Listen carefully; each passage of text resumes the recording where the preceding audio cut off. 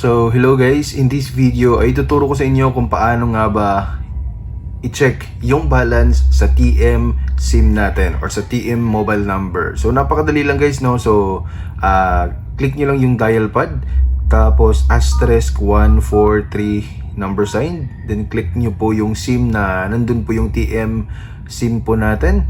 At hintayin lang po natin na mag-load po, no? So makikita po natin dito sa taas guys, ay makikita po natin yung balance natin ay 9 pesos. Pwede rin po nating i-check yung balance natin dito. Okay? Click nyo lang po yung number 14, tapos balance inquiry, press 1.